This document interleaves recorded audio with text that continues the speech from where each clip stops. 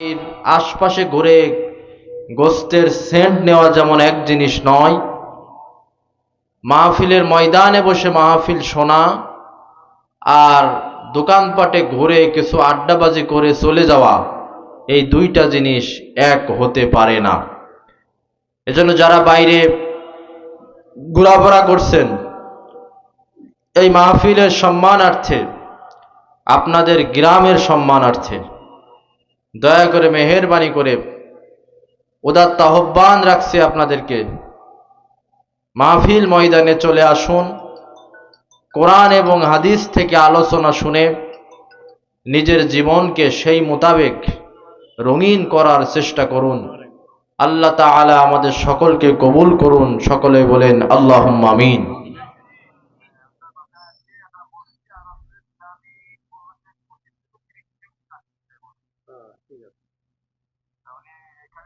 আমি কি সিটে আসবে না আমি কি করে আসবো? ঠিক আছে। আমরা কোনো প্রকারের ভূমিকা ছাড়াই মূল আলোচনায় প্রবেশ করতে চাচ্ছি। যেহেতু আলোচনার সময় আমি বেশি পাবো না, 9টা পর্যন্ত আপনাদের সামনে কথা বলবো।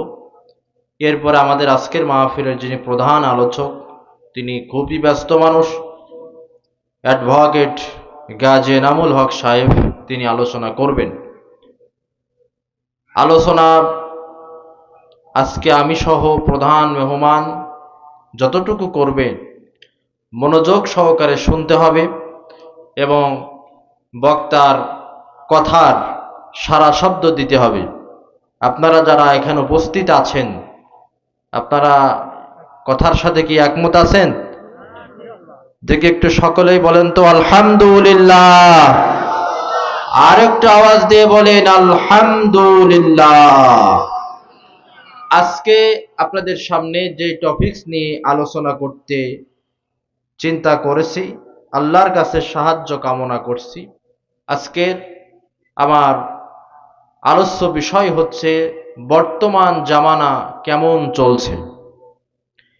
হাদিসের আলোকে বর্তমান জামানা কেমন চলছে, এই আলোচনা করতে যে আপনাদের সামনে রাসূল করিম সাল্লাল্লাহু আলাইহি ওয়াসাল্লামের গুরুত্বপূর্ণ 5টি হাদিস নিয়ে আসার চেষ্টা করব ইনশাআল্লাহু তাআলা।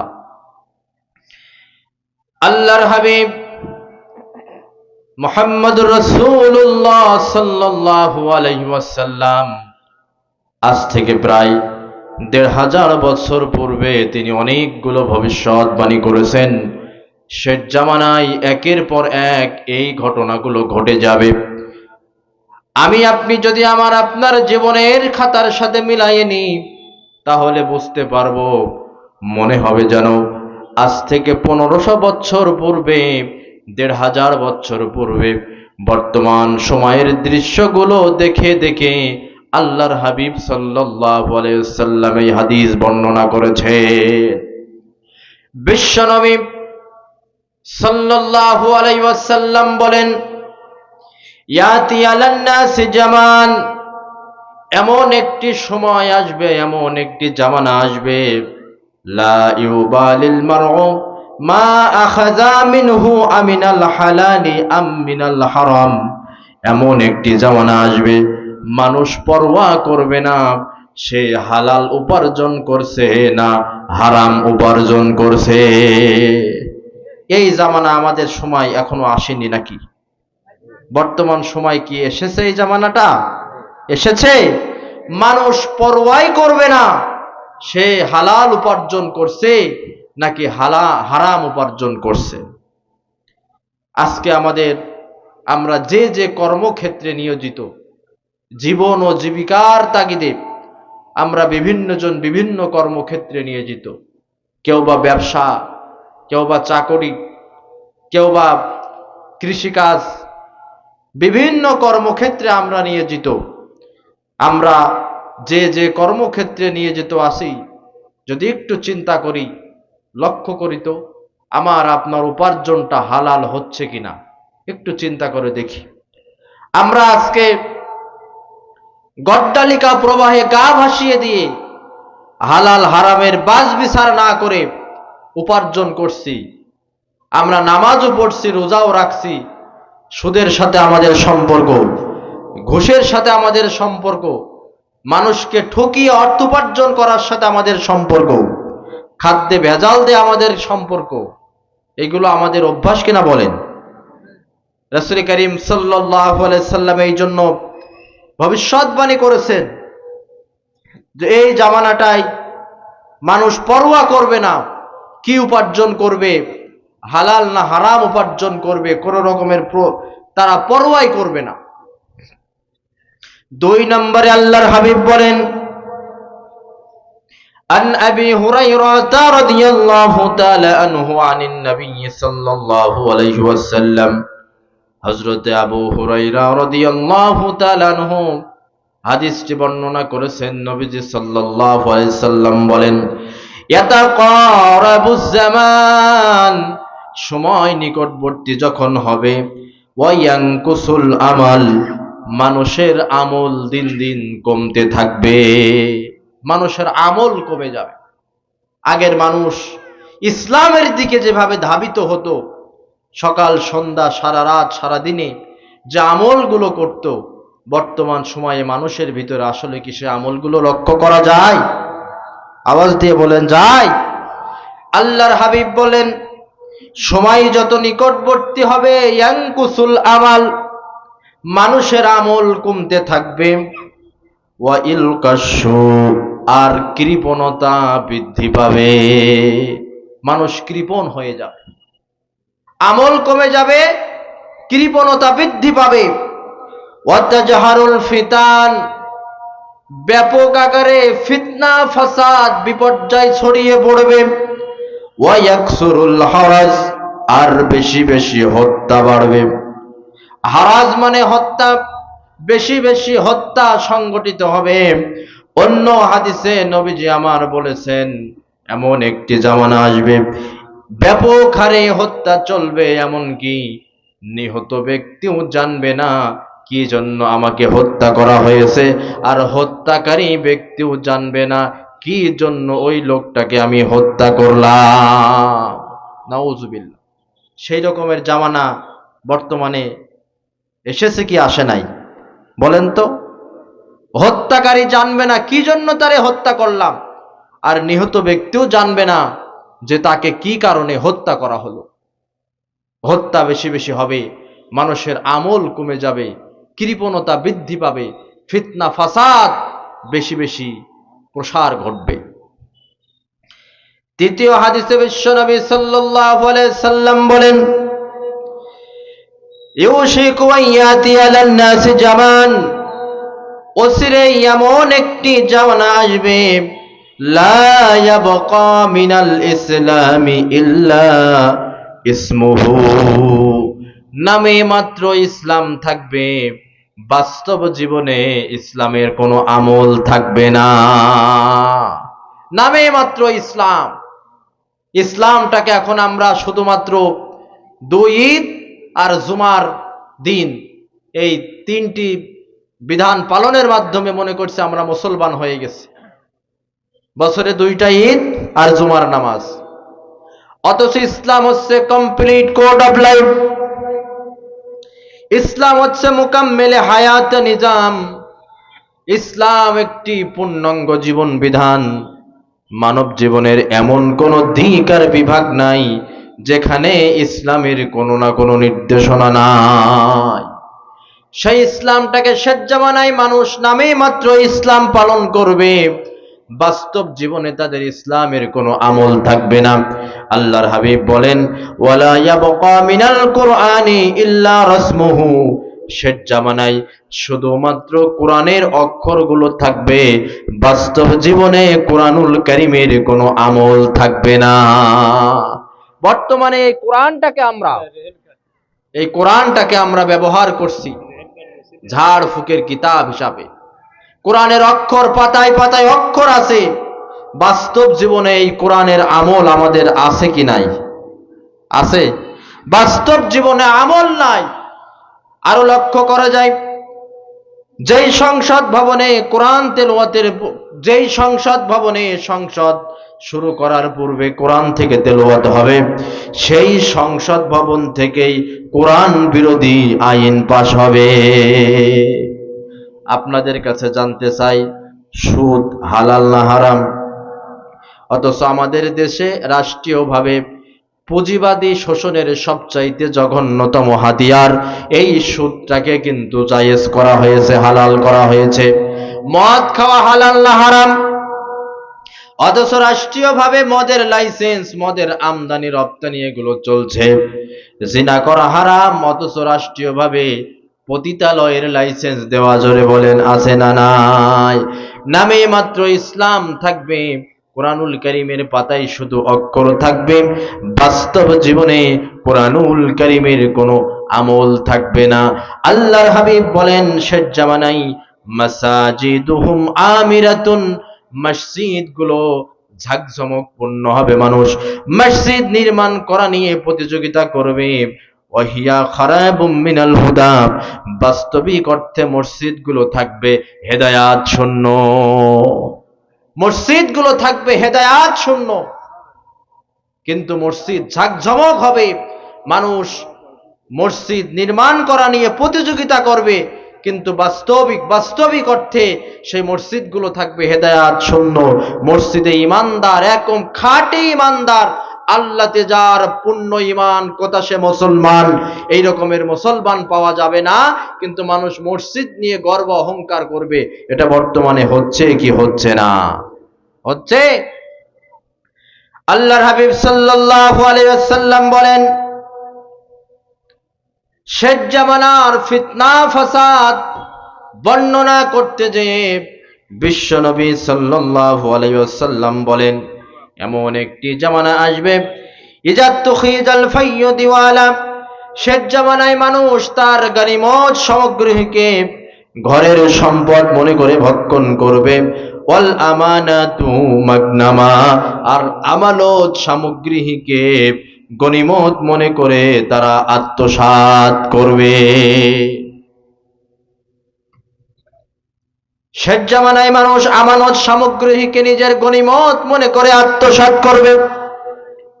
আমানত কি জিনিস? আমানত কয়েক প্রকারের আমানত আছে। যেমন ধরেন, আমি এই সুপার হুজুরকে, সম্মানিত সুপার হুজুরকে বললাম, হুজুর আমার আর আপনার ভিতরে এই কথা হলো, এই কথাটা আপনার কাছে আমানত রাখলাম, আপনি এই কথাটা কাউকে বলবেন না, বাস্ট করবেন না, প্রচার করবেন না। তাহলে এটা কিসের আমানত বলেন তো? কথার আমানত। উনি যদি এটি প্রচার করে দেন, ফাঁস করে দেন, তাহলে উনি আমানতের খিয়ানত করলেন। এরপরে বিভিন্ন যারা মসজিদ, মাদ্রাসা, ওয়াজ মাহফিল, এতিমখানা, কবরস্থান, বিভিন্ন প্রতিষ্ঠানের ক্যাশের দায়িত্বে যিনি আছেন, তিনি হচ্ছেন সেই অর্থের আমানতদার। এই অর্থ তার কাছে যেভাবে আছে, যেভাবে জনগণ রাখবে সেভাবেই রাখতে হবে, এটা হচ্ছে অর্থের আমানত। এরপরে যারা ওয়ার্ডের মেম্বার, ইউনিয়ন পরিষদের চেয়ারম্যান, এমপি, মন্ত্রী, প্রশাসক, যারা সমাজের দায়িত্বশীল, এরা প্রত্যেকেই আমানতদার, এদের কাছে কোনো না কোনো আমানত আছে। ইউনিয়ন পরিষদের গরিবের রিলিফের গম, চাউল, কম্বল, এগুলো সব তাদের কাছে আমানত, জনগণের সম্পদ তাদের কাছে আমানত। এই আমানত যথাযথ স্থানে পৌঁছে দিতে হবে। এইরকম হলে হবে না, গরিবের গম মেরে খাওয়া জম দেয় না একদম, টিয়ার বিয়ার, কাবিখা, রড, সিমেন্ট, রাস্তার ইট খোয়া পর্যন্ত ঝেড়ে খায়, মাঝে মাঝে রডের বিনিময়ে বাঁশ পর্যন্ত দেয়। জোরে বলেন ঠিক না বেঠিক? এই আমানতের খিয়ানত যারা করে তিনি হচ্ছে মুনাফিক। তিনি কি বলেন তো? মুনাফিক। বিশ্ব নবী সাল্লাল্লাহু আলাইহি ওয়াসাল্লাম বলেছেন, শেষ জামানায় মানুষ আমানতের খিয়ানত করবে এবং আমানতটাকে নিজের ঘরের সম্পদ মনে করে তারা আত্মসাৎ করবে। আল্লাহর হাবিব সাল্লাল্লাহু আলাইহি সাল্লামের পরে বলেন, শেষ জামানায় ঘটবে ওয়াজ-যাকাতু মাগরামা, মানুষ যাকাত দেয়াকে জরিমানা মনে করবে। যাকাত দেয়াকে তারা জরিমানা মনে করবে, যাকাত দিতে চাইবে না। আমাদের দেশে এই রকমের অনেক নামাজি আছে, অনেক সম্পদশালী আছে, অনেক প্রভাবশালী আছে, যাদের উপরে যাকাত ওয়াজিব হয়ে গেছে। নামাজ পড়ে, রোজা রাখে, অথচ যাকাত দেয় না। এই চরিত্রের মানুষ এই এলাকায় খুঁজে পাওয়া যায় না। আছে নাকি? নামাজ পড়ে, রোজা রাখে, কিন্তু যাকাত দেয় না। পোস্ট অফিসে, ব্যাংকে ফিক্সড ডিপোজিট করে মাসের পরে মাস সুদ খায়, কিন্তু আল্লাহর ফরজ বিধান যে যাকাত, সেই যাকাত দেয় না। এই চরিত্রের নামাজি এই এলাকায়ও খুঁজলে শত শত পাওয়া যাবে কি যাবে না? অথচ আল্লাহ রাব্বুল আলামিন নামাজ যেমন ফরজ করেছেন, যাকাতও ফরজ করেছেন। 52.5 ভরির রূপার বর্তমান বাজার মূল্য যা, সেই পরিমাণ টাকা যদি কারোর কাছে 1 বছর থাকে, তাহলে তার উপরে যাকাত দেওয়া ওয়াজিব হয়ে যায়। যাকাতের মাসআলাটা আমাদের ভালোভাবে বুঝতে হবে, কারণ এটি আল্লাহর ফরজ বিধান। যদি কারোর বাড়িতে গৃহপালিত গরু থাকে, 30টি গরু যদি 1 মাস থাকে, তার উপরে গরুর যাকাত দেওয়া ওয়াজিব হয়ে যায়। যদি 40টি ছাগল থাকে, তার উপরে ছাগলের যাকাত দেওয়া ওয়াজিব হয়ে যায়। যদি 7.5 ভরি সোনা থাকে, 2.5% হারে সোনার যাকাত দেওয়া ওয়াজিব হয়ে যায়। যদি 52.5 ভরি রূপা থাকে, যাকাত তার উপরে ওয়াজিব হয়ে যায়। 52.5 ভরি রূপার বর্তমান বাজার মূল্য যা, এই পরিমাণ টাকা যদি কারো থাকে, তার উপরে টাকার যাকাত শতকরা 2.5% হারে যাকাত দেওয়া তার উপরে ওয়াজিব হয়ে যায়। আমরা অনেকেই সোনার যাকাত আদায় করি, রূপার যাকাত আদায় করি, টাকার যাকাত আদায় করি। অধিকাংশ চাষিরা একটি যাকাত আদায় করে না। বাংলাদেশের শতকরা 2% চাষিও তার ফসলের যাকাত, যেটাকে আমরা ওশর বলি, এটি কিন্তু আদায় করে না। ফসলের যাকাত কিভাবে হয় এইটাও অনেকেই জানে না।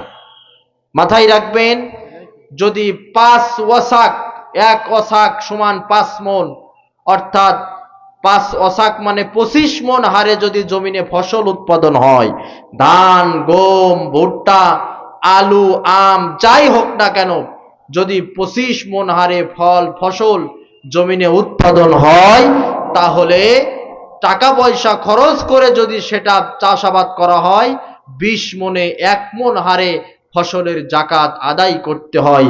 এটার নাম হচ্ছে ওশর। আমাদের দেশে অনেক মানুষ এই টাকা পয়সার যাকাত আদায় করলেও এই ফসলের যাকাত আদায় করে না। এটা মাথায় রেখেন, এটি গরিবের হক, যারা যাকাত আদায় করবে না। কিয়ামতের কঠিন ময়দানে আল্লাহ তাআলা বলেছেন, তাদের এই সমস্ত স্বর্ণ, রৌপ্য, টাকা, ফসল, এগুলোকে আগুনে সেকা দিয়ে, আগুনে পুড়িয়ে উত্তপ্ত করে তাদের পিঠে, তাদের কপালে, তাদের পাজরে এটি সেকা দেওয়া হবে, আর বলা হবে, হাযা মা কানাসতুম লিআনফুসিকুম ফাযুকু, এই হচ্ছে তোমার সম্পদ, এবার মজা চাখো, স্বাদ কেমন লাগে। ভাইরা আমার, এই কারণে ফসলের যাকাত আদায় করতে হবে, টাকার যাকাত আদায় করতে হবে। টাকার যাকাত, ফসলের যাকাত যদি আপনি আদায় না করেন, কিয়ামতের কঠিন ময়দানে আল্লাহ রাব্বুল আলামিনের আদালতে কিন্তু ধরা খাওয়া লাগবে। পড়ছো নামাজ রাকাত রাকাত, জিকির আর কুরআন তেলাওয়াত, কত মুমিন বুকে রেখে হাত, আদায় করো কিনা তোমার সম্পত্তির যাকাত, আদায় করো কিনা তোমার সম্পত্তির যাকাত। এজন্য যাকাত আদায় করা লাগবে। আল্লাহর হাবিব সাল্লাল্লাহু আলাইহি ওয়াসাল্লাম বলেন, শেষ জামানায় ওয়াজ-যাকাতু মাগরামা, মানুষ যাকাত আদায় করাকে জরিমানা মনে করবে। এরপরে নবীজি আমার বলেন, ওয়াতুল্লিমা লিগাইরিদ্দিন, শেষ জামানায় মানুষ বেদিন শিক্ষা গ্রহণ করাকে বেশি বেশি প্রাধান্য দিবে। বিগাইরিদ্দিন, দিন শিক্ষাকে অগ্রাহ্য করে বেদিনী শিক্ষা গ্রহণ করাকে তারা বেশি বেশি প্রাধান্য দেবে।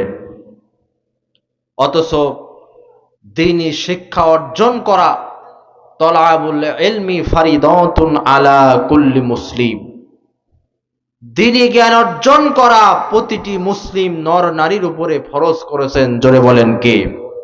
আল্লাহ তাআলা। এই পৃথিবীতে কোরআন যখন নাজিল হয়, কোরআনের প্রথম যে ফরজ ছিল নামাজ পড়ো, এই রকমের ওহী কিন্তু প্রথম নাজিল হয় নাই। হয়েছে নাকি? রোজা রাখো, এই রকমের ওহী নাজিল হয় নাই। আল্লাহ তাআলা সর্বপ্রথম যে আয়াত নাজিল করেছেন সেটি কি বলেন তো? ইকরা, পড়ো পড়ো, কোরআন পড়ো, ইসলাম পড়ো, হাদিস পড়ো।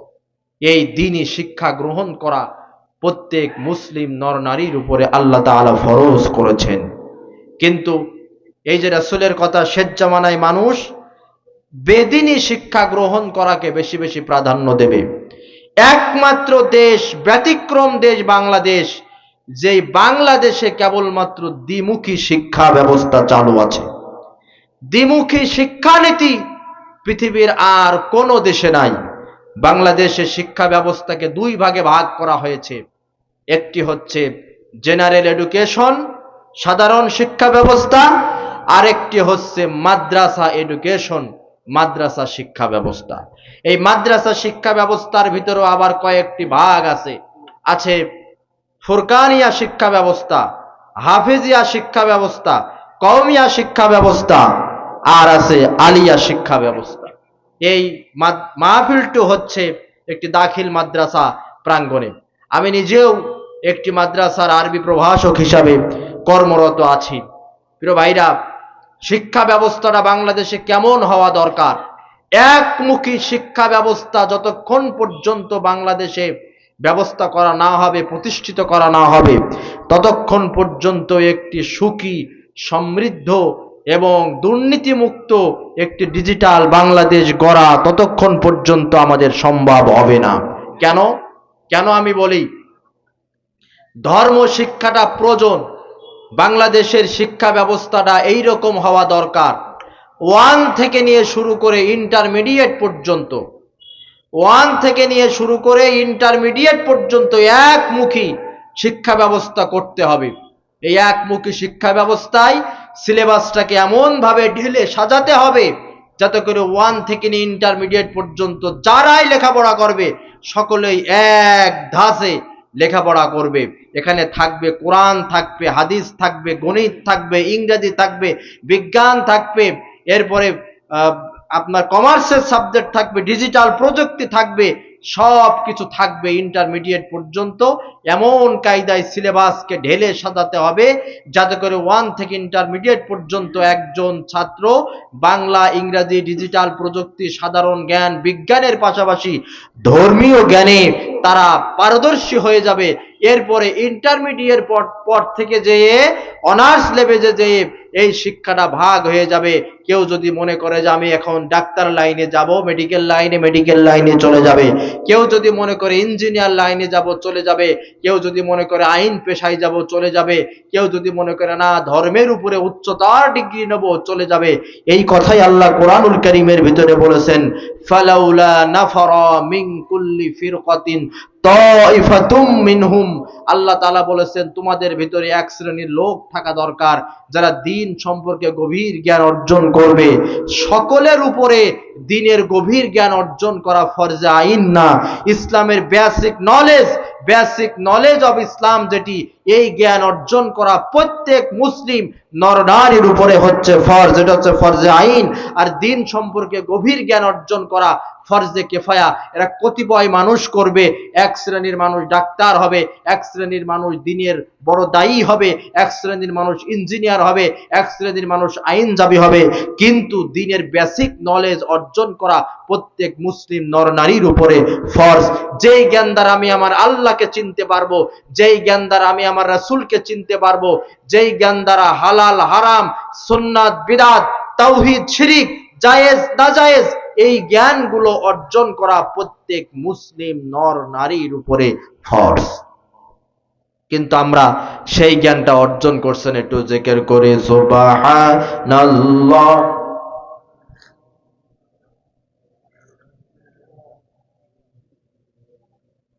সুবহানাল্লাহ ওয়ালহামদুলিল্লাহ। ভাইরা আমার, লক্ষ্য করুন, এই যে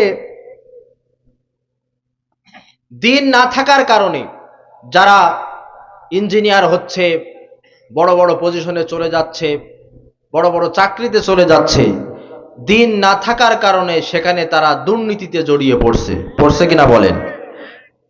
এই জন্য আল্লামা ইকবাল রহমতুল্লাহ আলাইহি বলেছেন, ধর্মতে হয় জাতির গঠন, ধর্ম নাই তো তুমিও নাই, নায়িকা যদি মাধ্যাকর্ষণ, গ্রহ চন্দ্র ভূমিও নাই। মাধ্যাকর্ষণ শক্তি না থাকলে যেমন গ্রহ চন্দ্র ভূমি টিকে থাকতে পারে না, একটি জাতি ধর্ম ছাড়া কখনো টিকে থাকতে পারে না। শিক্ষা জাতির মেরুদণ্ড কথাটি পরিপূর্ণ সঠিক নয়। সুশিক্ষা, ধর্মীয় শিক্ষা হচ্ছে জাতির মেরুদণ্ড। ভাইরা আমার, এই কারণে যার ভিতরে ধর্মীয় জ্ঞান থাকবে, দুর্নীতির জ্ঞান থাকবে, ইসলামের দুর্নীতির বিধান যে আছে সেই জ্ঞান থাকবে, ধর্মীয় জ্ঞান যার ভিতরে থাকবে, তার দ্বারা কখনো রডের বিনিময়ে বাঁশ দেওয়া সম্ভব হবে না। এই কারণে বিশ্বনবী আমার বলেন, শেষ জামানায় মানুষ বেদিনী শিক্ষা গ্রহণ করাকে বেশি বেশি প্রাধান্য দিবে। ওয়াতার রাসূলু ইমরাআতুহু ওয়া আক্কু উম্মুহু। মারাত্মক কথা নবীজি বললেন, শেষ জামানায় এমন কিছু ঘটনা ঘটবে, শেষ জামানার মানুষগুলো স্ত্রীর আনুগত্য করবে আর মায়ের অবাধ্য হয়ে যাবে। স্ত্রীর আনুগত্য করবে আর মায়ের অবাধ্য হবে। ও আদনা সদিকাহু ওয়া আকসা আবাহু। আল্লাহর হাবিব বলেন, শেষ জামানায় নিজের বন্ধু বান্ধবকে কাছে টানবে আর নিজের জন্মদাতা পিতাকে দূরে সরিয়ে রাখবে। এই ঘটনাগুলো আপনাদের এলাকায় মনে হয় দেখা যায় না। স্ত্রীর আনুগত্য করে আর মায়ের অবাধ্য হয়ে যাবে, পিতাকে দূরে সরিয়ে রাখবে, কাছের নিকট বন্ধুদেরকে নিকটবর্তী করবে। আমাদের দেশে লক্ষ্য করা যায়, মা বৃদ্ধা হয়ে গেছে, আব্বা বৃদ্ধ হয়ে গেছে, বৃদ্ধ পিতামাতা বিছানায় কাতরায়, এই রকমের কপাল পোড়া হতভাগ্য সন্তান পৃথিবীর জমিনে আছে।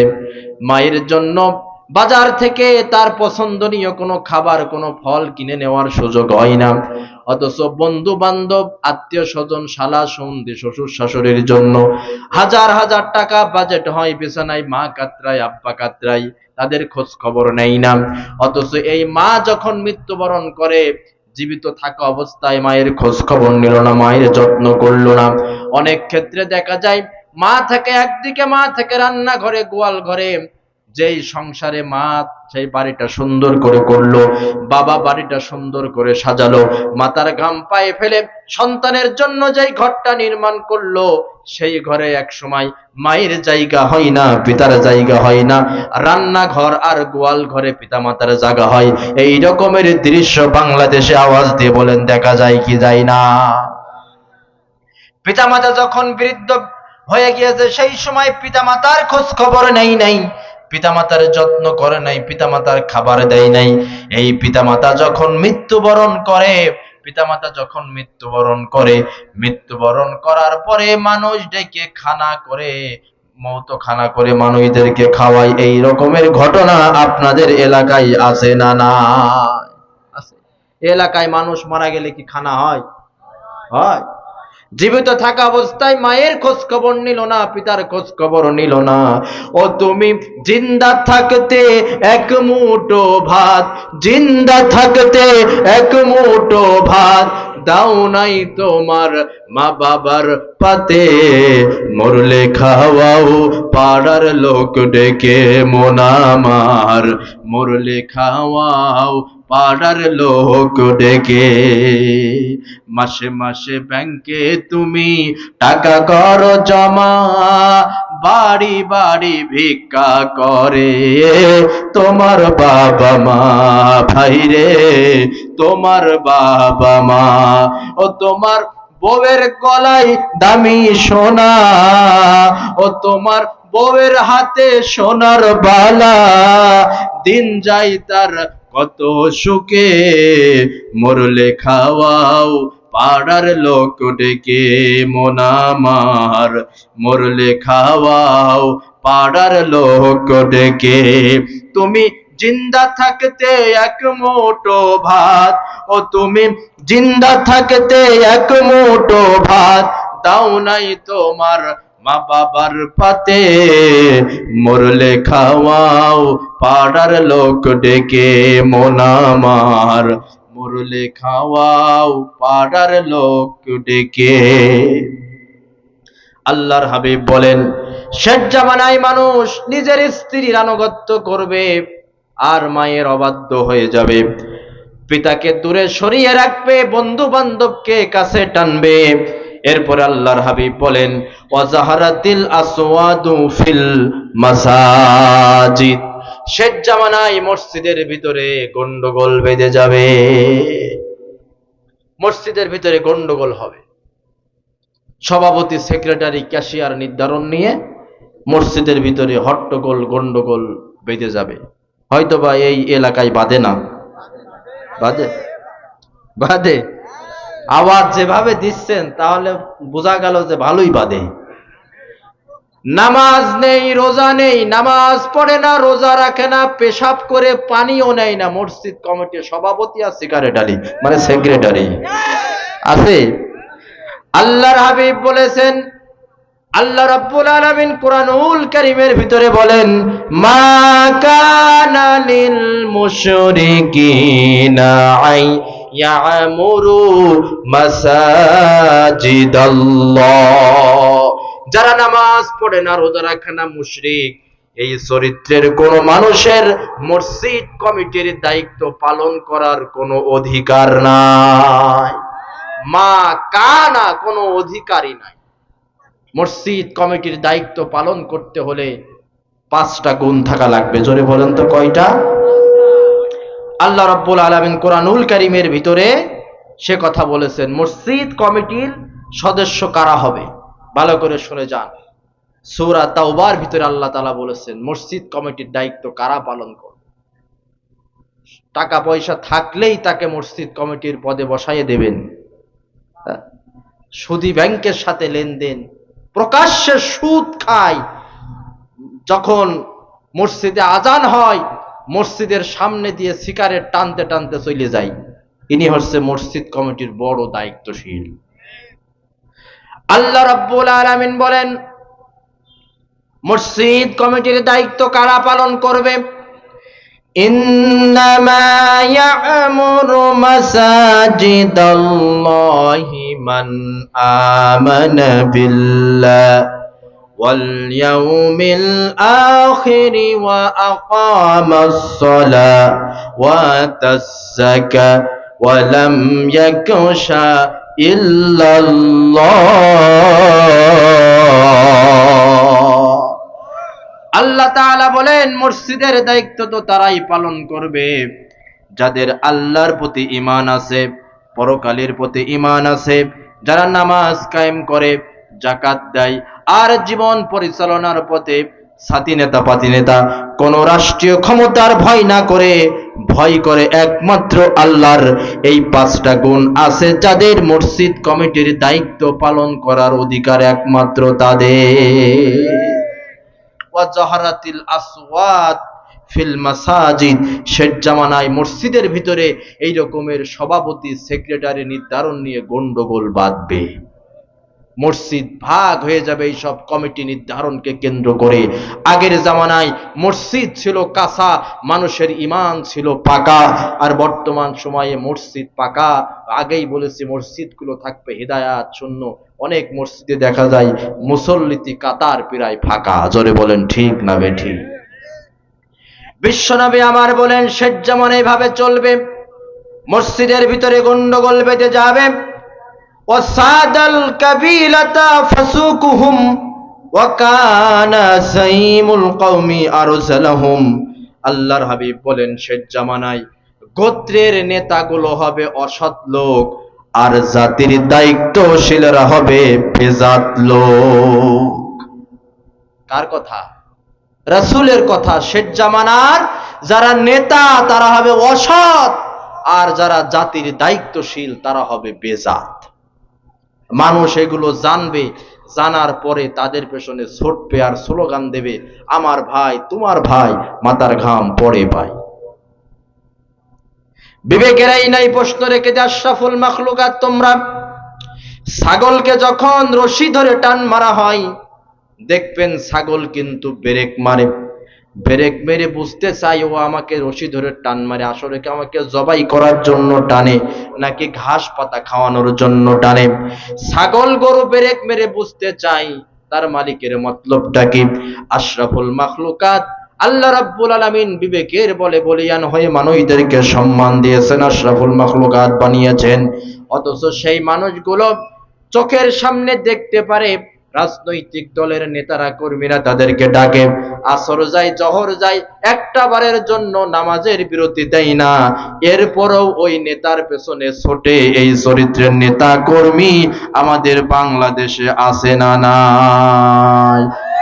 মাগুরা জেলায় আছে না নাই? তবে এই এলাকায় নেই। জি, আল্লাহর হাবিব সাল্লাল্লাহু আলাইহি ওয়াসাল্লাম বলেন, কিয়ামতের কঠিন ময়দানে দুনিয়ার জীবনে যারা নামাজের হেফাজত করবে না তাদের হাসর হবে ফিরাউনের সাথে, হামানের সাথে, কারুনের সাথে, উবাই ইবনুল খালফের সাথে। হাফেজ ইবনুল কাইয়্যিম রাহমাতুল্লাহ আলাইহি এই হাদিসের ব্যাখ্যায় বলেছেন, ফিরাউন ছিল মিশরের স্বৈরা শাসক, ফিরাউনের সাথে কার হাসর হবে? হাফেজ ইবনুল কাইয়্যিম বলেছেন, দুনিয়ার জীবনে রাজনৈতিক কারণে যারা নামাজ পড়ে না, কিয়ামতের কঠিন ময়দানে ওই রকমের নেতা আর কর্মীদের হাসর কিয়ামতের কঠিন ময়দানে হবে ফিরাউনের সাথে। আপনাদের কাছে জানতে চাই, ফিরাউন আল্লাহর বড় রকমের একজন ওলি ছিলেন, বুজুর্গ ব্যক্তি ছিলেন, মিশরের পীর সাহেব ছিলেন, কি ছিলেন? কাফের ছিলেন, নিকৃষ্ট স্বৈরা শাসক ছিলেন। সেই ফিরাউনের সাথে হাসর হবে তাদের, দুনিয়ার জীবনে যারা রাজনৈতিক কারণে নামাজ পড়ে না, রোজা রাখে না। আল্লাহর হাবিব যে বললেন, শেষ জামানার গোত্রের নেতা হবে অসৎ লোক, আর জাতির দায়িত্বশীলরা হবে বেজাত লোক। প্রিয় উপস্থিতি, নেতা নির্বাচন করার ক্ষেত্রে আমাদের সতর্কতা অবলম্বন করার দরকার আছে না নাই? জোরে বলেন, আছে না নাই? আমরা নেতা চাই এই রকমের নেতা যার জীবনটা আল্লাহর রঙে রঞ্জিত। আমরা চাই এমন নেতা যিনি রাসূলের আদর্শের অনুসারী। আমরা চাই এমন নেতা যিনি রাজপথে আমাদের নেতৃত্ব দেওয়ার পাশাপাশি নামাজের সময় যখন হবে কর্মীদেরকে নিয়ে নামাজের ইমামতি করতে পারে, নেতৃত্ব দিতে পারে। আমরা চাই এমন নেতা। আমরা এমন নেতা চাই না, এমন ফাসেক নেতা চাই না যেই নেতা জনসভায় ঘন্টার পরে ঘন্টা বক্তব্য চলে, আসর যায়, মাগরিব যায়, একটা বারের জন্য নামাজের বিরতি দেয় না, নামাজের কথা বলে না। আমরা এমন নেতা চাই না মসজিদে যখন আজান হয় মসজিদের সামনে দিয়ে নেতা সিগারেট বিড়ি টানতে টানতে চলে যায় কিন্তু নামাজ পড়ে না। এই রকমের ফাসেক নেতা আমরা চাই না। রাজি আছেন কারা কারা? দুই হাত তুলে দেখাই দেন। এমন একজন নেতা প্রয়োজন, আল্লাহর রাহে যার জীবন রঙিন, রাসূলের আদর্শে গড়বে জীবন। সেই সে নেতা ছিলেন আবু বকর, ছিলেন ওমর, ওসমান, আলী। সেই সে নেতা ছিলেন আবু বকর, ছিলেন ওমর, ওসমান, আলী। বিরল ভীতি তুমির কাজী সালাউদ্দিন শরীয়তুল্লাহ বিপ্লবী সেই সে নেতা যদি আজ জেগে ওঠে সেই সে নেতা যদি আজ জেগে ওঠে কাটিবে অমানিশা জাগিবে ভুবন এমন একজন নেতা প্রয়োজন আল্লাহুম্মা সাল্লি আলা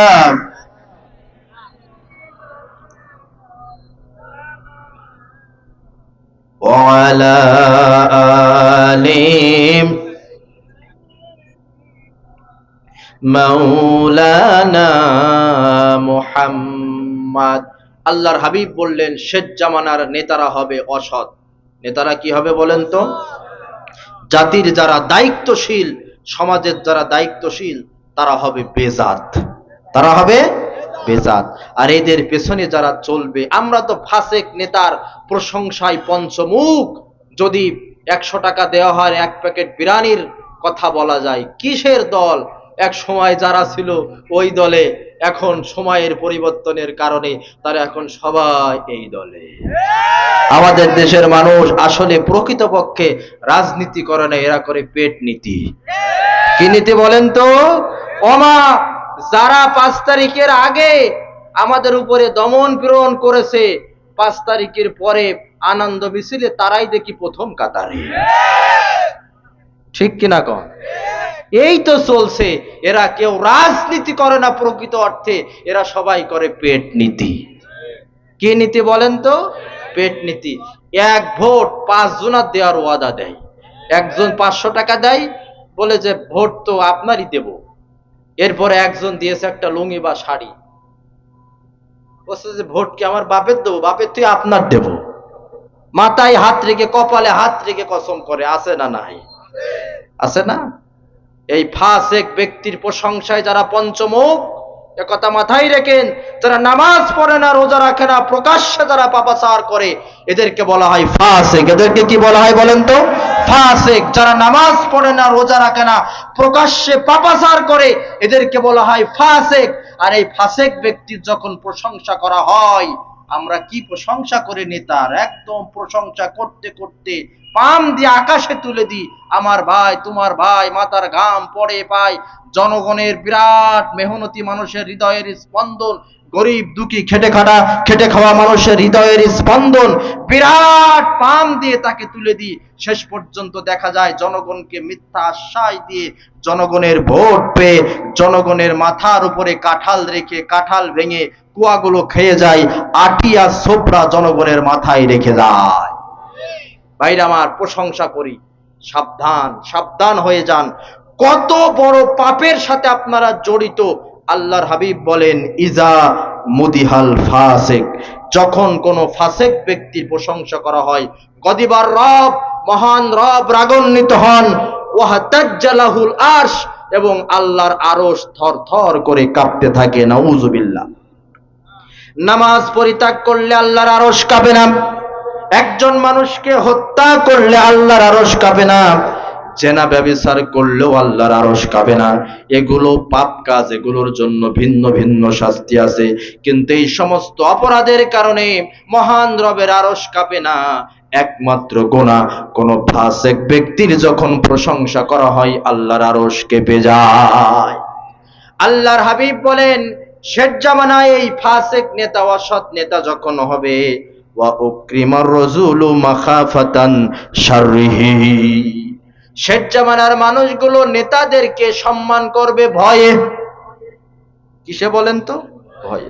একে যদি সম্মান করা না হয়, এর পেছনে যদি ছুটা না যায়, এর পেছনে যদি না থাকা হয়, তাহলে মিথ্যা হামলা মামলা দিয়ে আমাকে হয়রানি করবে। এই জন্য ভয়ের জ্বালাই শেষ জামানায় মানুষদেরকে, নেতাদেরকে সম্মান করা হবে। কিন্তু আসলে বলেন তো, সম্মান আসে কিন্তু অন্তরের অন্তঃস্থল থেকে। ঠিক কিনা বলেন? সম্মান আসে কোথা থেকে? অন্তর থেকে। মুখে যদিও আমরা সম্মান দিই, ভয়ের জ্বালাই দিই। আল্লাহর হাবিব বলছেন শেষ জামানায় নেতাদেরকে সম্মান দেওয়া হবে ভয়ে।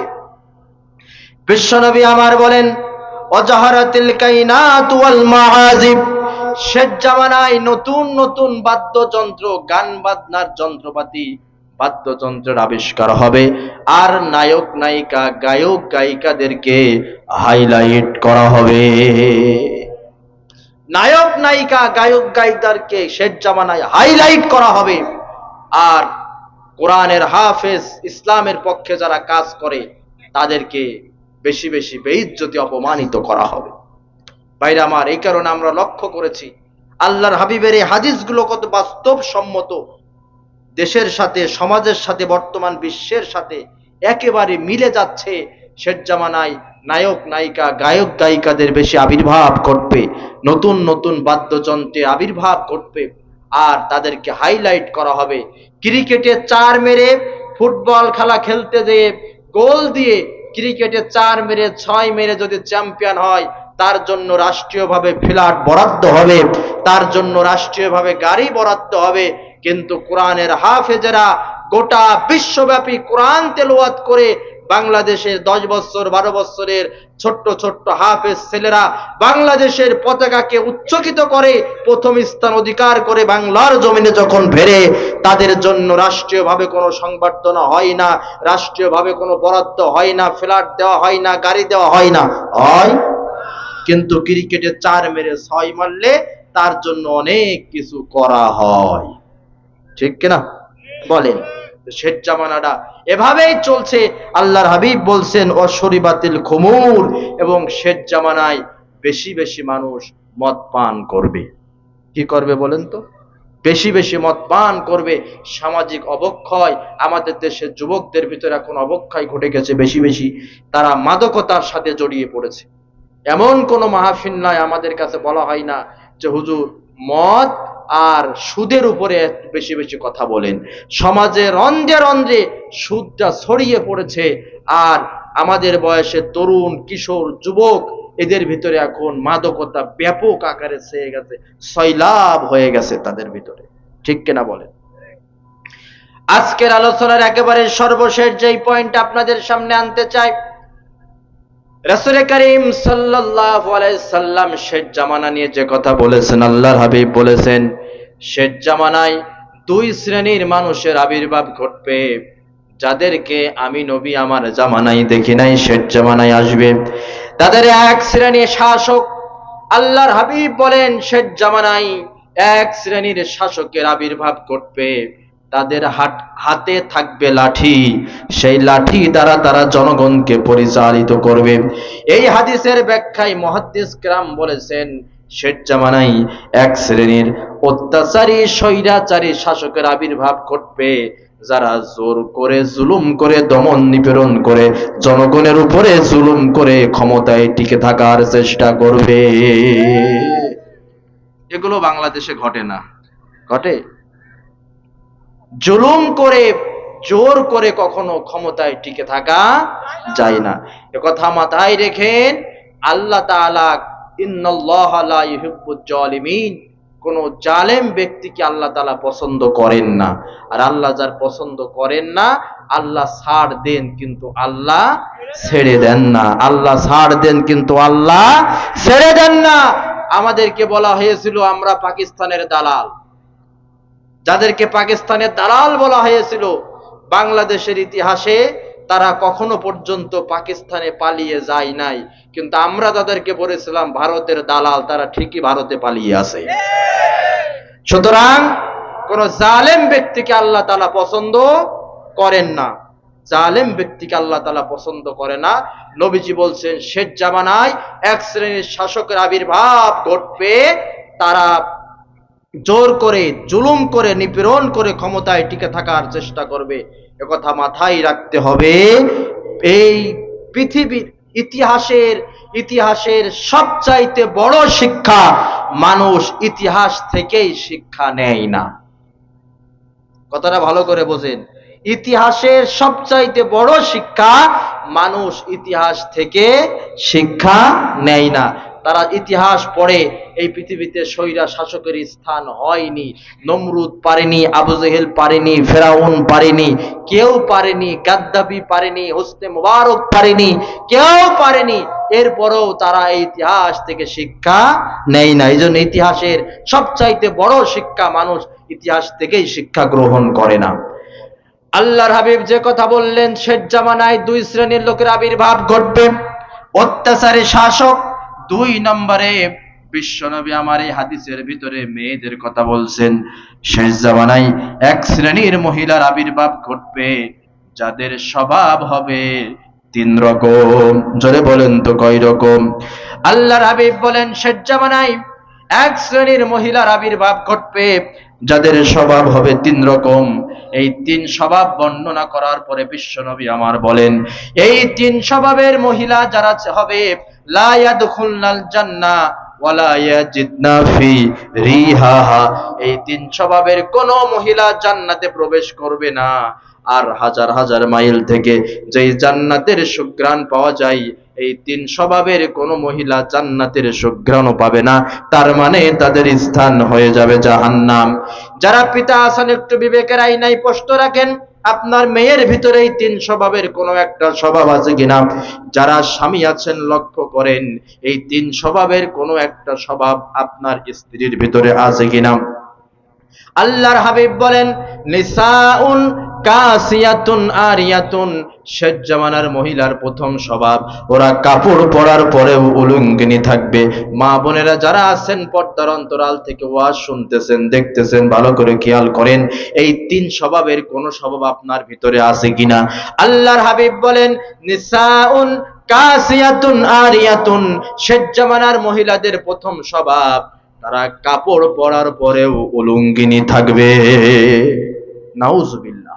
মানুষ তো কাপড় পরে শরীর ঢাকার জন্য, সতর ঢাকার জন্য, অথচ আল্লাহর হাবিব বললেন কাসিয়াতুন আরিয়াতুন, কাপড় পরিহিতা অথচ উলঙ্গিনী থাকবে।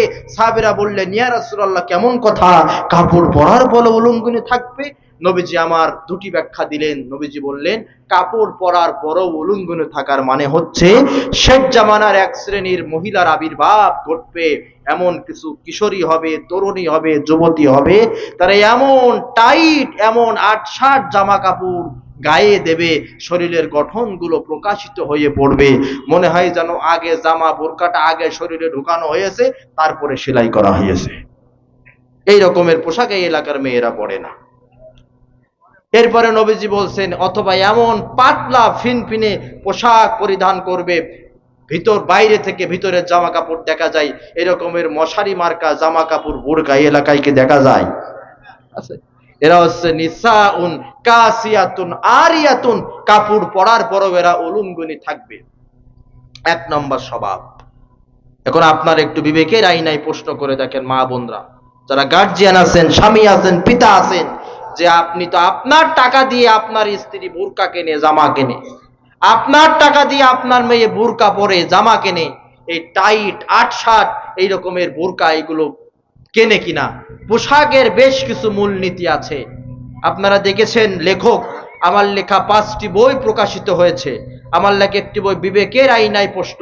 এখানে নারী এবং পুরুষের পোশাকের মূলনীতি কেমন হবে, কেমন পোশাক পরলে সেটা ইসলাম সম্মত হবে, শরিয়াত সম্মত হবে, এটা সেখানে বিস্তারিত লেখা আছে। অত বলতে গেলে সময় পাবো না। আল্লাহর হাবিব বললেন, শেষ জামানায় নারীদের প্রথম স্বভাব নিসাউন কাসিয়াতুন আরিয়াতুন, তারা কাপড় পরার পরেও উলঙ্গিনী থাকবে। 2 নম্বরে নবীজি বললেন মুমিলাতুন মাইলাতুন, শেষ জামানায় নারীগুলো, মেয়েরা যখন বাইরে চলাফেরা করবে, হেলে দুলে তারা চলাফেরা করবে, সুগন্ধি জাতীয় প্রসাধনী মেখে চলাফেরা করবে। আপনাদের কাছে জানতে চাই, মা বোনদের কাছেও প্রশ্ন রেখে যাই, আমাদের দেশের মায়েরা বোনেরা সেন্ট মেখে, সুনু মেখে, সুগন্ধি জাতীয় ভ্যাসলিন প্রসাধনী মেখে বাইরে যায়? জানতে চাই, যায়? আপনার পাই দিয়ে মেয়ে চলে যাচ্ছে, ওই মেয়ে যে সেন্ট, ভ্যাসলিন, সুনু পাউডার, সুগন্ধি জাতীয় প্রসাধনী মেখেছে, এইটা কি ও পুরুষ জাতি এখানে যারা উপস্থিত হয়েছেন, আপনারা কি এগুলোর সুঘ্রাণ পান? যদি পান আর যেই মেয়ে এগুলো মেখে যায়, একটু হাদিসটা শুনে যান, কঠিন হাদিস, মারাত্মক হাদিস। আল্লাহর হাবিব বলেছেন, কোন মহিলা যখন সুগন্ধি জাতীয় প্রসাধনী মেখে পর পুরুষের মাঝে চলাফেরা করে, বিশ্বনবী আমার বলেন, যার সুগন্ধ পুরুষ জাতি পায়, আল্লাহর হাবিব বলেন ওই মহিলার প্রতিটি পা ফেলার বিনিময়ে আমলনামায় একটি করে জিনার গুনাহ লেখা হয়ে যায়। আমি আল্লাহর নামে কসম করে বলতে পারি, আমাদের বাংলাদেশের লক্ষ কোটি কোটি কিশোরী তরুণী যুবতী আমার মায়েরা বোনেরা প্রতিদিন জিনা না করেও আমলনামায় শত শত জিনার গুনাহ তুলতেছে। ঠিক কিনা বলেন? আল্লাহর হাবিব 3 নম্বরের স্বভাব বর্ণনা করলেন, রুয়ুসুহুন্না কাআসনিমাতিল বুখতুল মাইলা। শেষ জামানার মহিলাদের 3 নম্বরের স্বভাব হবে, ওরা তাদের চুলগুলোকে উটের কুজের ন্যায়, গরুর কুজের ন্যায়। উট আর গরুর কুজ উঁচু না? শেষ জামানার মহিলারা তাদের চুলগুলোকে উট আর গরুর কুজের ন্যায় খোপা বেঁধে চুল ফুলিয়ে রাস্তাঘাটে চলাফেরা করবে। মেয়েরা যখন বাইরে যাবে, কখনো কোনো অবস্থাতেই চুল ফুলিয়ে খোপা বেঁধে পরপুরুষের মাঝে চলাফেরা করা যাবে না। আপনাদের বিবেকের আয়নায় প্রশ্ন রেখে যায় যারা পিতা আছেন, এখানে এই রকমের অনেক পিতা আছেন, এই রকমের অনেক শ্বশুর আছেন যারা যিনি পরিবারের গার্জিয়ান, এই রকমের অনেক বড় ভাই আছে যার টাকায় সংসার চলে, তার বোনের খরচ চলে, এই রকমের অনেক স্বামী আছেন, স্ত্রীর ভরণ পোষণ করেন, নামাজ পড়েন, রোজা রাখেন, কিন্তু নিজের পরিবার পরিজনের এই বেপরদায় চলে, তারা এগুলো মেনে নেন। আপনার পরিণতি কি হবে জানেন? আল্লাহর হাবিব বলেছেন 3 শ্রেণীর ব্যক্তি কখনো জান্নাতে প্রবেশ করবে না। তার ভিতরে এক শ্রেণী হচ্ছে আদ-দাইয়ুস। দাইয়ুস লা ইয়াদখুলুল জান্নাহ, দাইয়ুস ব্যক্তি কখনো জান্নাতে প্রবেশ করবে না। সাহাবীরা প্রশ্ন করলেন, ইয়া রাসূলুল্লাহ সাল্লাল্লাহু আলাইহি ওয়াসাল্লাম, মান হুম দাইয়ুস? রাসূল করিম সাল্লাল্লাহু আলাইহি সাল্লাম ইসলামিক অনেক পরিভাষা ব্যবহার করেছেন, সাহাবীরা বুঝতে পারে নাই। যেমন আজকের আলোচনার শুরুতেই বলা হয়েছে, শেষ জামানায় বেশি বেশি হারজ বৃদ্ধি পাবে। সাহাবীরা প্রশ্ন করলেন, হারজ এটা আবার কি জিনিস? আল্লাহর হাবিব বলেন, হারজ হচ্ছে আল কাতাল, আল কাতাল, হত্যা হত্যা হত্যা। শেষ জামানায় বেশি বেশি হত্যা হবে। নবীজি বললেন, দাইয়ুস ব্যক্তি জান্নাতে যাবে না। সাহাবীরা প্রশ্ন করলেন, ইয়া রাসূলুল্লাহ মান হুম দাইয়ুস? দাইয়ুস কারা? আল্লাহর হাবিব বললেন, দাইয়ুস আল্লাযী ইউকিররু ফি আহলিহিল খুবস। দাইয়ুস হচ্ছে তারা যারা নিজেরা নামাজ পড়ে রোজা রাখে, কিন্তু নিজের পরিবারের যারা সদস্য তাদের ব্যয়াহপনা বেপর্দা এটাকে মেনে নেয়, এরা হচ্ছে দাইয়ুস। এরা কি বলেন তো? দাইয়ুস। তা আমাদের সমাজে এই রকমের অনেক পিতা আছেন, অনেক স্বামী আছেন, নিজেরা নামাজ পড়ে দিন পালন করেন, কিন্তু তার মেয়ে বেপর্দায় চলে, তার স্ত্রী বেপর্দায় চলে, মা মেয়ে একসাথে জামাতবদ্ধভাবে টেলিভিশনে অশ্লীল সিনেমা দেখে, ভারতীয় চ্যানেলের নাটকগুলো দেখে, একটা বারের জন্য নিষেধ করে না, আছে না? নিজে নামাজ পড়ে অথচ পরিবার পরিজনের সদস্যদেরকে নামাজের তাগিদ দেয় না। আল্লাহ রাব্বুল আলামিন বলেন, ইয়া আইয়ুহাল্লাযীনা আমানু কু আনফুসাকুম ওয়া আহলিকুম নারা। আল্লাহ তাআলা বলেন, ও ঈমানদারেরা, তোমরা নিজেরা জাহান্নামের আগুন থেকে বাঁচো, পরিবার পরিজনকে জাহান্নামের আগুন থেকে বাঁচাও। ওয়া আমুর আহলাকা বিস-সালাহ ওয়াসতাবির আলাইহা, নিজে নামাজ পড়ো, পরিবার পরিজনকে নামাজ পড়ার নির্দেশ দাও।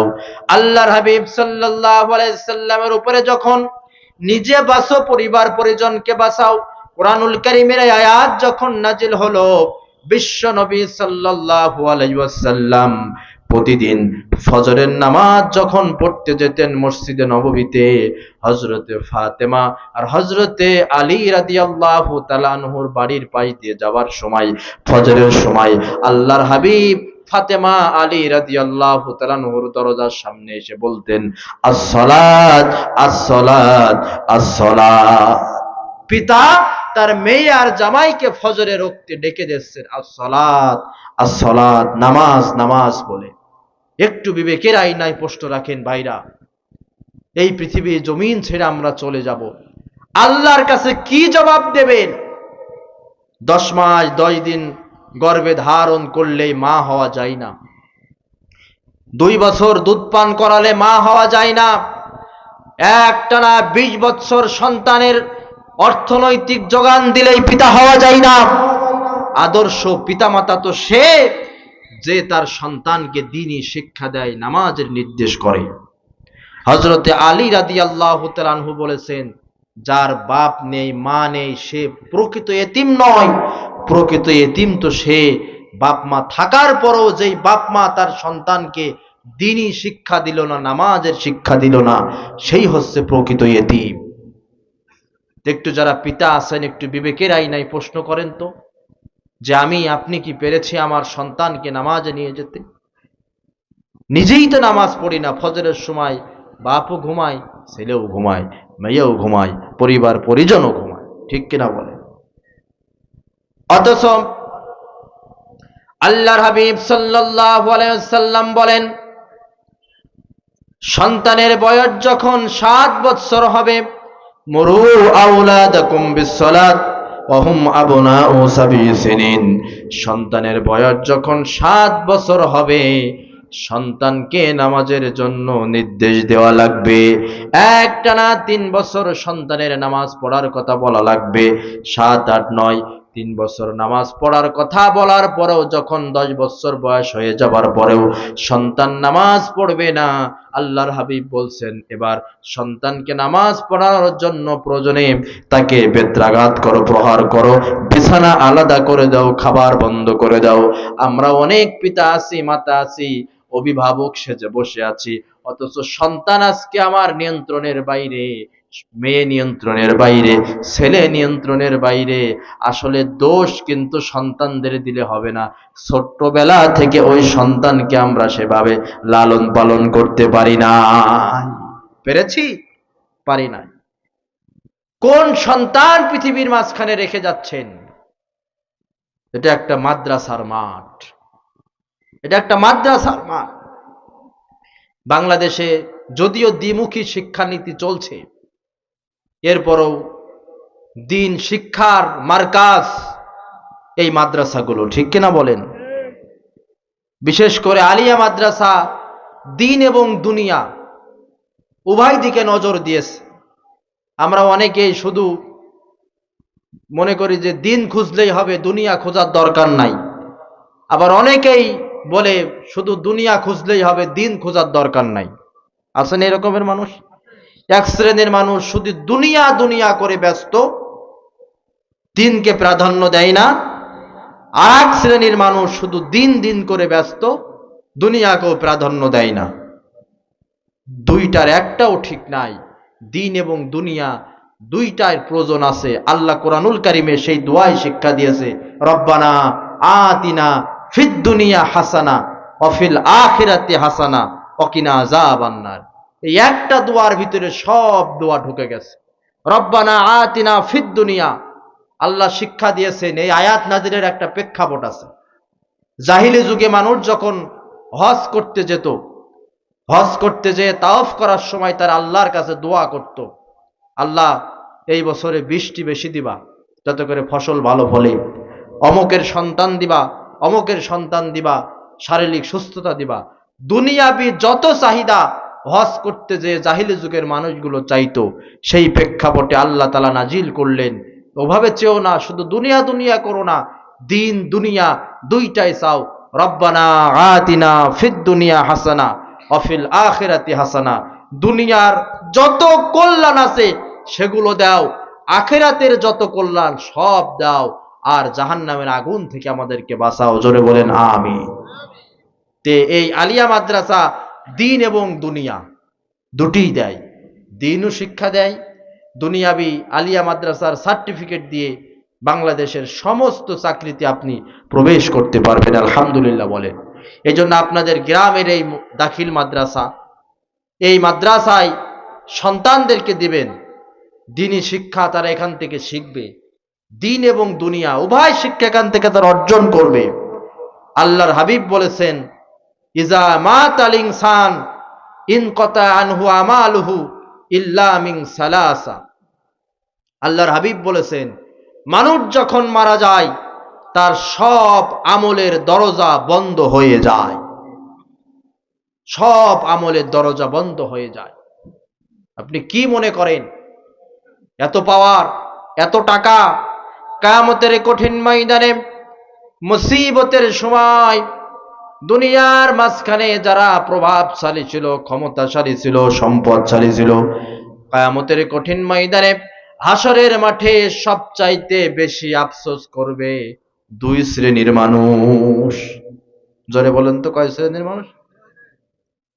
এক নম্বরে সম্পদশালী, আর দুই নম্বরে ক্ষমতাশালী। সম্পদশালী আর ক্ষমতাশালী, কারণ যদি কারো দুনিয়ার জমিনে সম্পদ থাকে আর ক্ষমতা থাকে, এই সম্পদ আর ক্ষমতার বলে সব কিছু করা সম্ভব, ঠিক কিনা বলেন? একজন ফাঁসির আসামিকে বেকসুর খালাসও দেয়া যায় ক্ষমতার কারণে, আর একজন নিরপরাধ মানুষকে ফাঁসির কাস্টে ঝুলিয়ে হত্যাও করা যায় এই ক্ষমতার কারণে। সম্পদ থাকলে রায় উল্টিয়ে দেওয়া যায়, মিডিয়া কিনে নিজের পক্ষে ছাপাই গাওয়া যায়।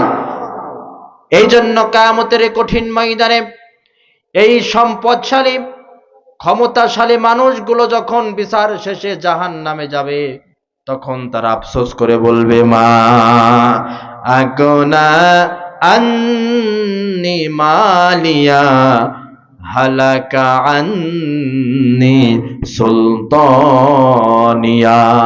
তারা আফসোস করে বলবে, আল্লাহ গো, দুনিয়ার মাঝখানে এত সম্পদশালী ছিলাম, মা আগনা আন্নি মালিয়া, দুনিয়ার কোন সম্পদ আজকে আমার কোনো কাজে লাগলো না, হালাকা আন্নি সুলতানিয়া, আর দুনিয়ার মাঝখানে আমি সুলতান ছিলাম, বাদশা ছিলাম, রাজা ছিলাম, প্রধানমন্ত্রী ছিলাম, দুনিয়ার ক্ষমতা গিরেও আজকে কোনো কাজে লাগলো না। আজরাইলে খাই না ঘুষ, ওরে ও মানুষ, কি হবে কালো টাকার পাহাড় গড়িয়া, আইসো খালি যাইবা খালি তিন টুকরো কাফন নিয়া, আইসো খালি যাইবা খালি তিন টুকরো কাফন লইয়া। সবাই ঘুষ খায়, কিন্তু আজরাইল ঘুষ খায় না। খায়? এই আজরাইল সবার সামনে আসবে। আল্লাহর হাবিব বলেন, মানুষ যখন মৃত্যুবরণ করে তার সব আমলের দরজা বন্ধ হয়ে যায় ইল্লা মিন সালাসা, তিনটি আমল যদি দুনিয়ার মাঝখানে কেউ রেখে যায়, তাহলে এর সওয়াব কবরের ভিতরে অটো অটো অটো পৌঁছাতেই থাকে, পৌঁছাতেই থাকে, পৌঁছাতেই থাকে। কয়টি আমল? তিনটি আমল। এবার একটু চিন্তা করে দেখেন, ঠান্ডা মাথায় ভাবেন, বাড়িতে ওয়াজ শুনে বালিশে মাথা দিয়ে ভাববেন, হুজুর তো এই তিনটি আমলের কথা বললেন, এই তিনটি আমল দুনিয়ার জমিনে রেখে গেলে, মৃত্যুবরণ করার পরে কবরে গেলে এই তিনটি সওয়াব অটো অটো কবরে যেতেই থাকে। এই তিনটি আমলের কোনো একটি আমল কি আমি দুনিয়ার মাঝখানে রেখে গেছি? আল্লাহর হাবিব বলেন, সাদাকাতিন জারিয়া, প্রথম আমল প্রবাহমান দান সদকা। যেই খাতে দান করলে এই দানটা চলতেই থাকে, চলতেই থাকে, জনকল্যাণমূলক যে কোনো খাত, মসজিদ, মাদ্রাসা, কবরস্থান, এতিমখানা, কারোর বাড়িতে টিউবওয়েল বসিয়ে দেয়া, বিশ্রামাগার তৈরি করা, গাছ লাগানো, এগুলোর সদকায়ে জারিয়া চলতেই থাকে, চলতেই থাকে।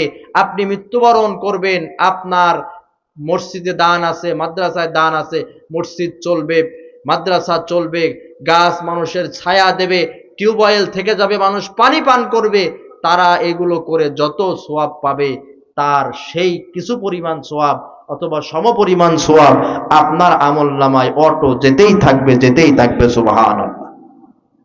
কয়টি আমল কবরে যাবে? তিনটি আমল। তিনটি আমলের সওয়াব কবরে যাবে। এক নম্বর সাদাকাতিন জারিয়া, দুই নম্বরে আও ইলমি ইনতিফাউ বিহি।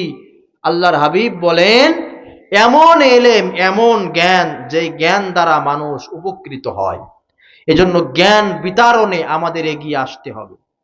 এই জ্ঞান বিতরণ এখন বিভিন্নভাবে করা যায়, সামাজিক যোগাযোগ মাধ্যমে ওগুলো করা যেতে পারে। এই যে আল্লামা দেলওয়ার হোসেন সাইদি রহমাতুল্লাহ আলাই জালিমের রোশানলে পড়ে দুনিয়ার মাঝখান থেকে তাকে বিদায় করা হয়েছে। আল্লাহ তার কবরটাকে জান্নাতের বাগান বানাইয়ে দিক। বাংলাদেশে এমন কোনো বক্তা নাই যার কণ্ঠ অনুসরণ করে ওয়াজ শেখে না, ঠিক কিনা বলেন?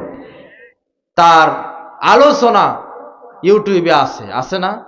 এক সময় যখন ইউটিউব ছিল না, মানুষ বাদাম বিক্রি করত, আইসক্রিম বিক্রি করত, সাইদি সাহেবের এই ওয়াজগুলো ক্যাসেটে বাজাতে বাজাতে, জোরে বলেন ঠিক না বেটি? এখন ইউটিউবের বরকতে আমরা অনেকের দেখতে পাই, কিন্তু যেই সময় কিছু ছিল না, সেই সময় গোটা বাংলাদেশ সহ আন্তর্জাতিক পরিমণ্ডলে যিনি সুখ্যাতি অর্জন করেছিলেন তিনি হচ্ছেন আমাদের বাংলাদেশের রত্ন, বাংলাদেশের গর্ব, আল্লামা দেলওয়ার হোসেন সাইদি। তিনার এই ওয়াজগুলো এখনো আছে। কত মানুষ তার ওয়াজ শুনে কেঁদেছে, কত বেনামাজি নামাজি হয়েছে, কত পিতামাতার অবাধ্য সন্তানগুলো তার ওয়াজ শুনে কেঁদে কেঁদে বাড়িতে যেয়ে মা বাপের পায়ে হাত দিয়ে মাপ চেয়ে পিতামাতার বাধ্য সন্তান হয়েছে। কত বেধর্মী ইসলামের সুশীতল ছায়াতলে আশ্রয় নিয়েছে। এ লোকটা দুনিয়ার মাঝখান থেকে বিদায় নিয়েছে। তার লেখনী আছে, তার ওয়াজগুলো আছে, মানুষ এখনো শুনছে না? হেদায়াতের পথে আসছে, ভালো পথে আসছে। তিনি যে এলেম বিতরণ করে গেলেন, এর সওয়াব তিনি পাবেন কি পাবেন না? আমাদের পার্শ্ববর্তী ঝিনাইদহ জেলা, আমার সম্মানিত শিক্ষক doctor Khandakar Abdullah Jahangir sir road অ্যাক্সিডেন্টে মৃত্যুবরণ করেছেন।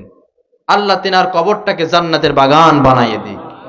তিনি বিশাল ইসলামিক সাহিত্য ভান্ডার রেখে গেছেন, ইসলামিক বই তিনি রেখে গেছেন। এই বইগুলো মানুষ পড়বে, ইসলামের পথে আসবে, এলেম বিতরণ করেছেন, তার সওয়াব পাবে কি পাবে না? আমার লেখা 5টি বই প্রকাশিত হয়েছে, আরো লেখার চেষ্টা করছি। আমি এক সময় দুনিয়ার মাঝখানে থাকবো না, আমার 500-র উপরে ওয়াজ ইউটিউবে আছে, এক সময় আমি থাকবো না, আলোচনাগুলো থাকবে, বইগুলো থাকবে, মানুষ পড়বে, এর সওয়াব আমার আমলনামাও আসবে না? এজন্য আপনি যতটুকু পারেন, যা শিখেছেন, একজন আপনার বাড়িতে আপনার মা, আপনার আব্বা, আপনার ছোট ভাই, আপনার সন্তান অজু পারে না, অজু শিখাইয়ে দেন। নামাজের তাসবিহ পারে না, শিখাইয়ে দেন। সূরা ফাতিহা পারে না, শিখাইয়ে দেন। তাশাহুদ পারে না, শিখাইয়ে দেন। সালাম শুদ্ধ করে শিখাইয়ে দেন। সালামটি শুদ্ধ করে শিখাইয়ে দেন। এটাও কিন্তু জ্ঞান বিতরণ হলো না? তাহলে এই আমলগুলো যদি রেখে যেতে পারি, তাহলে আমাদের কবরে এই আমলের সওয়াব যেতে থাকবে। যেই প্রসঙ্গে এতগুলো কথা আনলাম, 3 নম্বরের আমল, আল্লাহর হাবিব বলেছেন ওয়ালাদিন সলিহিন ইয়াদউ লাহু। কোন নেক সন্তান যখন পিতামাতা মৃত্যুবরণ করার পরে পিতামাতার জন্য দোয়া করে। আল্লাহর হাবিব বলেন পিতামাতার কবরে যে আযাব হচ্ছে, হঠাৎ করে তাদের কবরের আযাব বন্ধ, কবরের ভিতরে তাদের মর্যাদা উন্নীত হয়েছে, মর্যাদা বেড়ে গেছে।